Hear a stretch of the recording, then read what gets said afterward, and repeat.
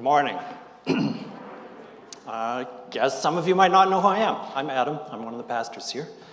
And I am continuing our series this morning in half-truths, things that are kind of true, but not completely correct. So I'm thinking about this. We do this with language all the time. We do this to ourselves because language changes over time. Things get shortened, we take verbal shortcuts, meanings change over time. An example I was thinking of is imitation is the sincerest form of flattery, which sounds kind of nice.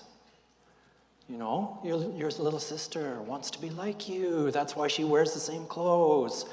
It's sweet, right? It feels kind of, oh, well, that's nice. Somebody wants to be like me. So this has changed over time. The longer version of the quote is less flattering.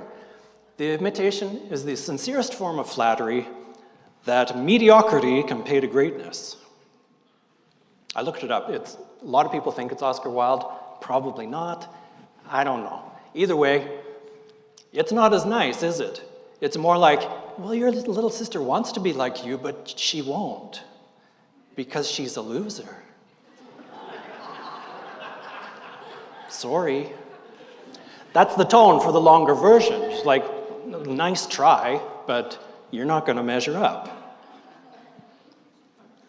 So, the topic I'm hitting this morning is God helps those who help themselves, which I've heard this a bazillion times, approximately. I think everyone, I won't say you've said it, but I'm sure I've said it. I think lots of people say this. And one of the tricky things with a phrase like this that everyone says, we don't always mean the same thing when we say it. I think there's probably 3 different ways that we could read it. The first one is something like, no one else is going to help you, you need to do it yourself. And actually, that seems like the most plain reading of the phrase. It also, to me, makes the least sense. As though you need to grab onto your boots and lift yourself up hard, or God will not take any notice of you. I mean, this is essentially how I read Greek and Norse mythology. You have to do something big to get the gods to notice you. And I think that bleeds into our culture.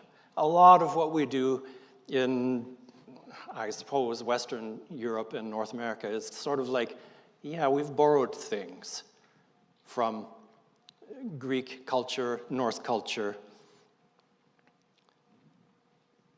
The Greek heroes are off on a quest, right? They have to go and do a marvelous thing. The Norse gods won't notice you unless you do you have to die gloriously in battle with the sword in your hand, or you don't get to go to Valhalla.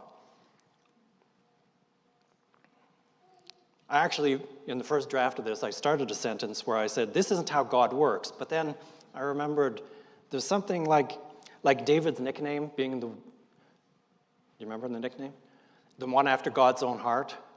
I'm like, well, that kind of sounds like he started it. Like David is like pious enough that God gave him the kingdom of Israel. But I think, for one thing, I think that's the exception that proves the rule. I can only think of one example like this. And actually, I don't think it is the case here, because he's the youngest son with the crappiest job. Like, he's not lifted himself up by his bootstraps. He's kind of the nobody in the group.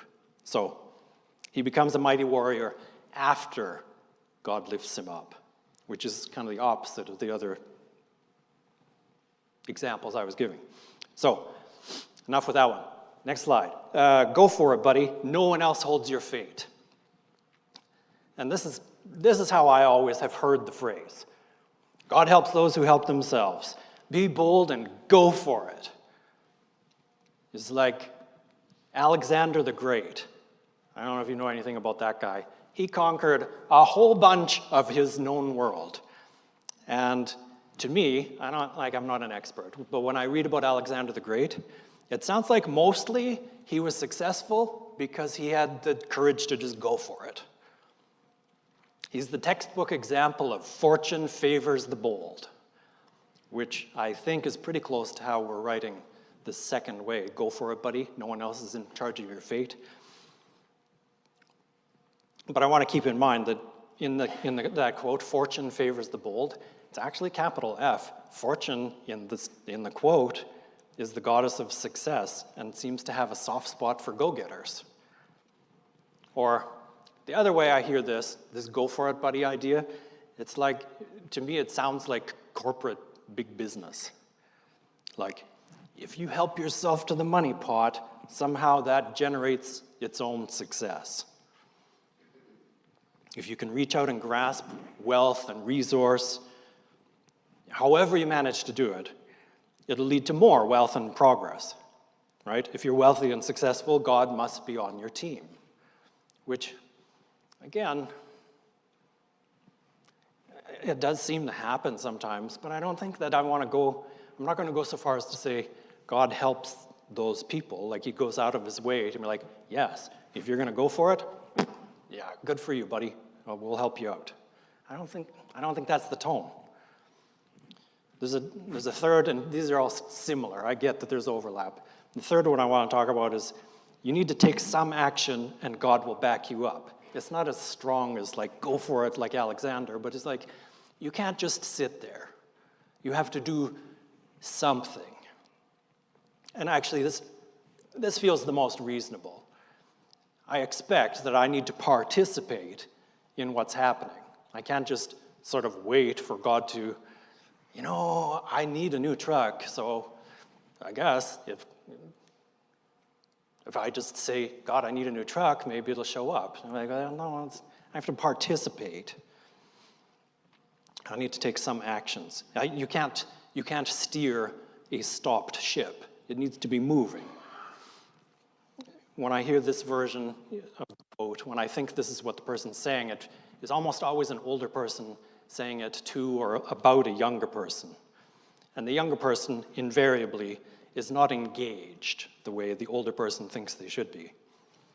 I have an older relative who he's enough older that I don't remember, right? But the story he tells, so I feel okay telling it, he was in high school, and he was in high school, let's just say for a couple extra years, because he was busy driving around and not doing homework and whatever he was doing. High school was for fun, not for work. But he said, it was like one day the light came on, and he said, nobody else is going to do this for me. I got to just do something, and it worked, right? He worked hard and got good grades and finished school and had a successful life, and objectively successful. And you might be tempted to say, well, yeah, right? He needed to take some action, and then God backs him up. I'm like, well, maybe.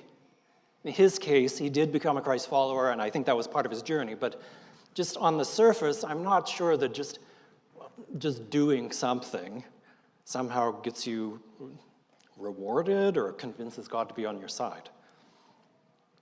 Like his story might have been okay whether God was involved or not, right? You got to stop partying and do some homework, right? That's just kind of baseline that's going to work better. In 2017, the Barna Group, which is a huge research group in the States, they surveyed in 2017, they discovered that 52% of practicing Christians strongly agree that the Bible teaches God helps those who help themselves. It doesn't. Not really. Not only does it not appear as a verse, lots of them think this is a verse in the Bible, and maybe you thought that. Somewhere in here it says that. I'm like, well, no, it doesn't. And I think you'd be hard-pressed to even find where it suggests it. At least not in the way we've been talking about. So if God doesn't help those who help themselves, who does God help? I think one example is in Psalm 10, in verse 14. The victim commits himself to you.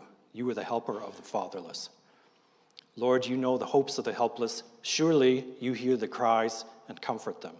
You bring justice to the orphans and the oppressed, so mere people can no longer terrify them. Psalm 10 is a cry for help. It's a cry to God. And the psalmist is expressing frustration. It seems like the wicked thrive and try to take advantage of the powerless. The wicked ignore God, thinking there'll be no consequences for their deed. It's a cry for help and justice. Psalms are poetry, right? So when you see orphan, when you see anything in a poem, you often will be like, well, is that like literal or is there a bigger picture? And I think in this case, it's a bigger picture. When you see orphan in a poem, specifically in Psalms, I think it's important to say it's probably like they mean bigger. I mean, literally it's bad enough to be an orphan, but especially in this time, in this place, family is everything. You rise or fall depending on your family connections. If you have no family, who stands with you? No one. I mean, when I say family, I mean more than parents. I think cousins, uncles, distant cousins. You have a network of people taking care of you. I remember actually a kid I grew up with, moved to Toronto, and he was renting a place. And the story stands out because it feels like an exception. He's renting a place from an older fellow, and he's phrased it this way. This older Greek guy, he's like, you're renting the basement of my house, you're not a renter, you're family. You live in my house, you're my family. And I feel like it catches my attention because we don't always see that in sort of the west of Canada, at least. In a sense, we do. You have communities where everyone will look out for you. A couple of years ago, and she's talking about the class and the teacher, and I said, tell me again, who's your teacher? What's her first name? And it turned out it's somebody that went to the same high school I did. She's a few years younger. I was surprised to notice how comforted I felt just knowing, hey, if Laurel's there, that's going to be okay. I don't know Laurel. I know her family. I've known, actually, my family and her family are several generations, right? There was enough of a connection to say, oh, we're okay. I know who she is. That's like family. Even though as far as I know, I'd never spoken to her before. So take that idea that I can trust you, you have my back, there's community. Take all that and multiply it by like 1 million. And this is the world you're in when you're talking about it in Psalm 10. The orphan is the one without that. You're the outside. If you're outside, who stands with you? And we're not talking, remember, it's poetry. So the orphan is not just the person without family. It's anyone who is vulnerable and powerless. How does God view the weak and the powerless? Psalm 12 gives us an idea. In verse 5, the Lord replies, I have seen the violence done to the helpless. I have heard the groans of the poor. Now I will rise up to rescue them, as they have longed for me to do. God hears the cries of the weak. In Matthew chapter 10, Jesus tells us that God notices when a sparrow falls. And then, actually, this might be part of, you have to read between the lines, but I think Jesus is making a joke. You're worth more than many sparrows. Like, okay, good, I was wondering. If God sees the sparrow fall, how much does he care for you? Right? The good news is that God does care about human circumstances. The good news of Christianity is that God hears and responds. In Psalm 36, starting in verse 7, how precious is your unfailing love, O God. All humanity finds shelter in the shadow of your wings. You feed them from the abundance of your own house, letting them drink from your river of delights. If we have any abundance, it's because of the mercy of God. The habit of saying grace before a meal is an acknowledgement that what we receive is only by the grace of God. We, all of us, the same before a loving God, drink from the river of God's delights because he has mercy on us. Psalm 18 says, "But in my distress, I cried out to the Lord. Yes, I prayed to my God for help. He heard me from his sanctuary. My cry to him reached his ears. He reached down from heaven and rescued me. He drew me out of deep waters." We can thank God for our food, but we also can call out to him in our distress. Who else hears our cries? What other response can we look for other than from God? There are many stories in the Old Testament about the power of God and the insufficiency of false gods, like Baal and Ashtoreth. The writer of the psalm has experienced the response of God. God hears the cry for help and intervenes in a powerful way. God helps, and we are involved in the helping. Colossians chapter 3, verse 12. "Therefore, as God's chosen people, holy and dearly beloved, clothe yourselves with compassion, kindness, humility, gentleness, and patience." God helps those who are vulnerable and powerless. God stands with the vulnerable. By the choices I make, I stand with the vulnerable or against.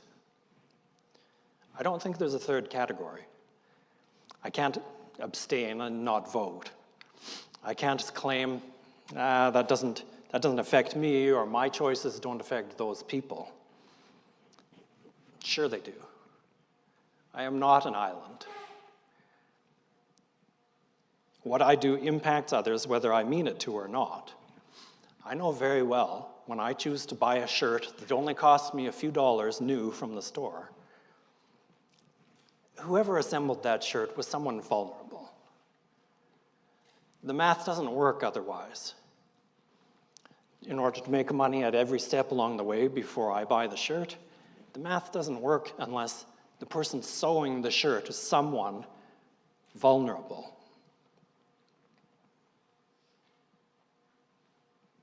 My life choices align me as for or against the vulnerable. And of course, I'm not just talking about which shirts you buy.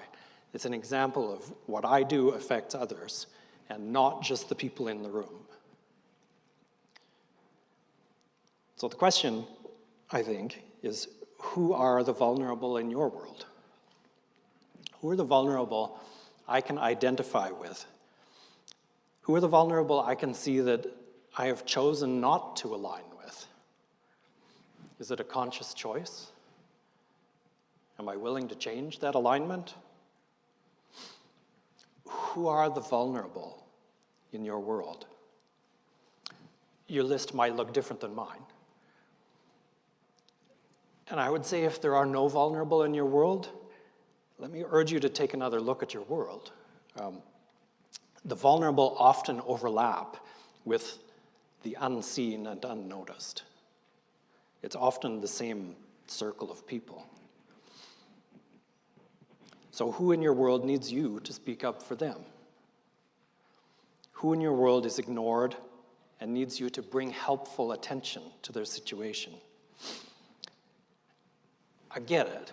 It's not always easy to know who it is because you haven't noticed them. It's kind of a circular thing. Like, I don't notice them because they're not noticeable. It's hard to know what I don't know if I don't know it, right?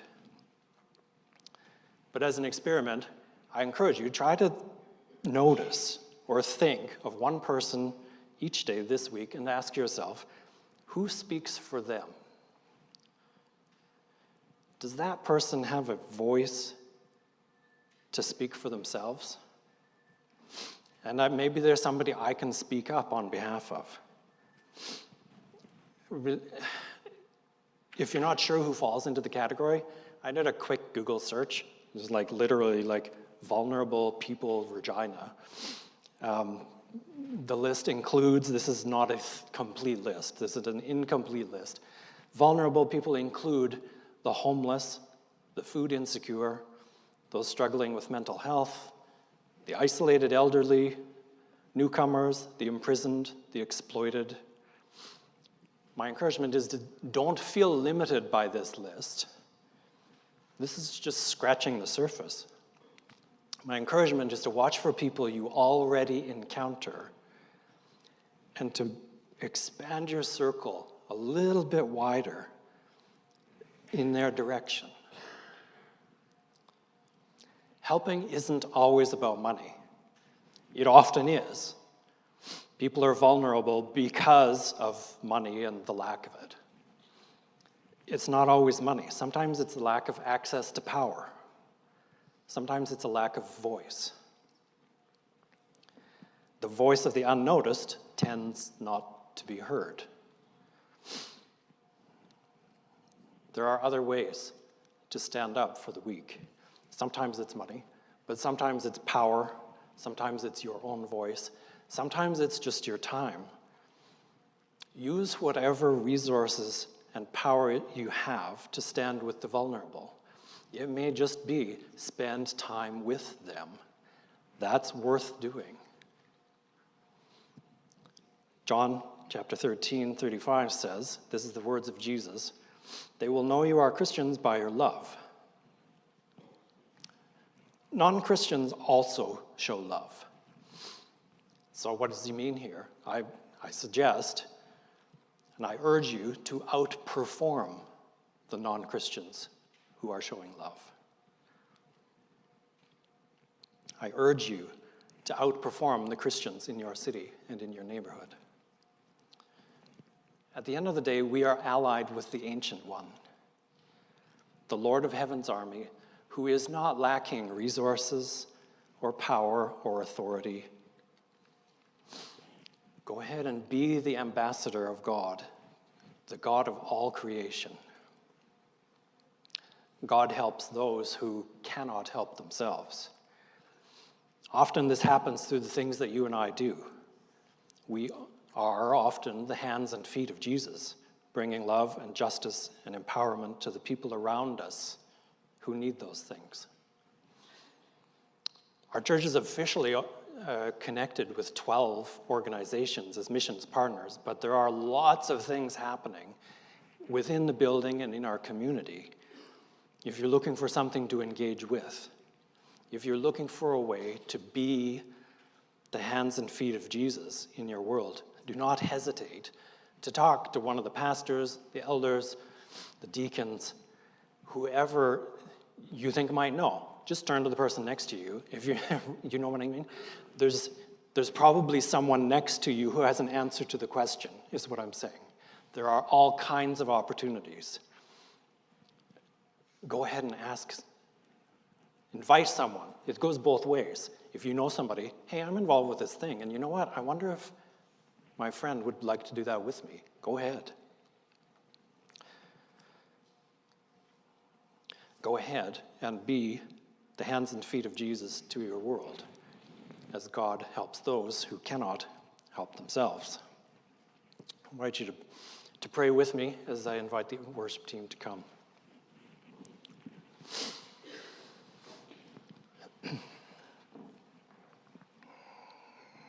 God, give us the courage to see the world as you see it. Help us to be mindful of the vulnerable in our lives and to help make most of the opportunities that present themselves to stand with the powerless.